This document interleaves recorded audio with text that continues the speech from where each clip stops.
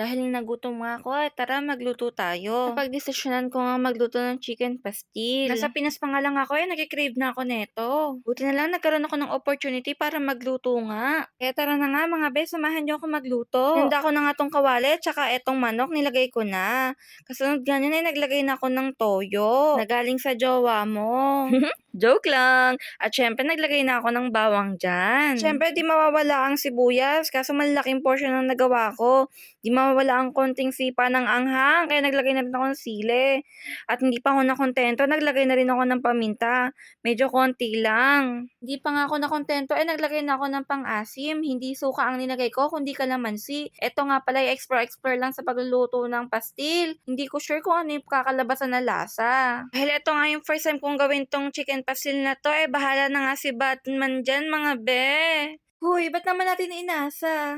Ewan ko ba, may papiga-piga pa ako, pero napagdesisyonan ko din na isama na nga tong balat ng kalamansi. Gulo na nga ng buhay, ginugulo ko pa lalo, kaya eto na ako, naghugas na ng kamay. Katapos nga niyan, pinaghalo-halo ko na nga at pinag-ikot-ikot ko na sila para mahilo sila sa isang kawali. Huy, ba't naman ganun? Baligtad balengtong ko nga yung manok para manuot na rin yung lasa ng mga ingredients na nilagay natin. Nakakamay nga lang pala ako dyan. Paano ba naman, ako lang naman ang kakain? Hindi naman ako maselan. Sana nga magustuhan nyo tong kakapanood ng first food content natin, mga be. Kung natapos ko na nga siyang paikutin sa mga kamay ko, naghugas kamay na ako. Huy, hugot na naman.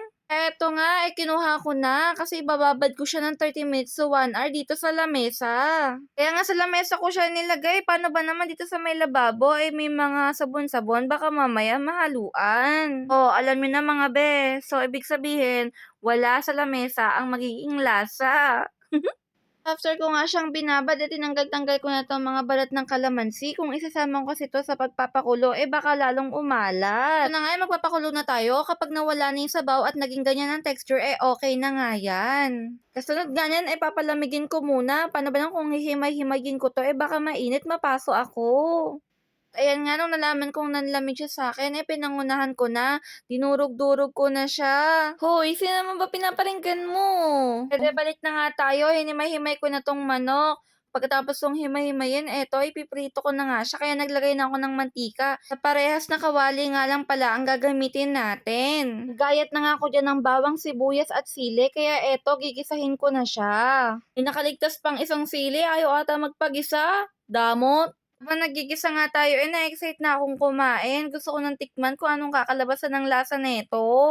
Hindi ko na nga pinatagal, nilagay ko na rin tong manok, kasabay na rin yung sabaw. Sayang kasi, isa rin yan sa nagpapalasa ng pastil. Niluto ko nga lang pala yan ng 15 to 20 minutes, naging ganyan na ang itsura niya.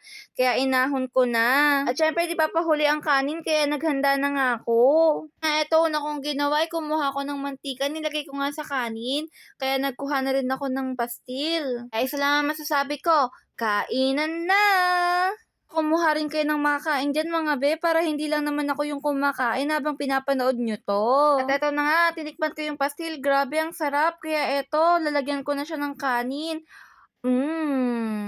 Daldal ko pa habang tinitikman ko yan. Siyempre, hindi lang ako nag-food taste niyan, pati na rin yung kasamahan ko. Sabi ko nga sa kanya, humahagod yung anghang sa lalamunan. Pero okay lang, masarap pa rin naman. Craving satisfied nga, kaya tuwang-tuwa ko. Grabe, parang akong kinikilig, parang akong kinukurot sa singit, mga be. Hindi pa nga ako nakontento, talagang tinikman ko talaga, enjoy na enjoy ako sa pagkain dyan. Lalo ko pang na-enjoy ang pagkain kasi nakakamay ako.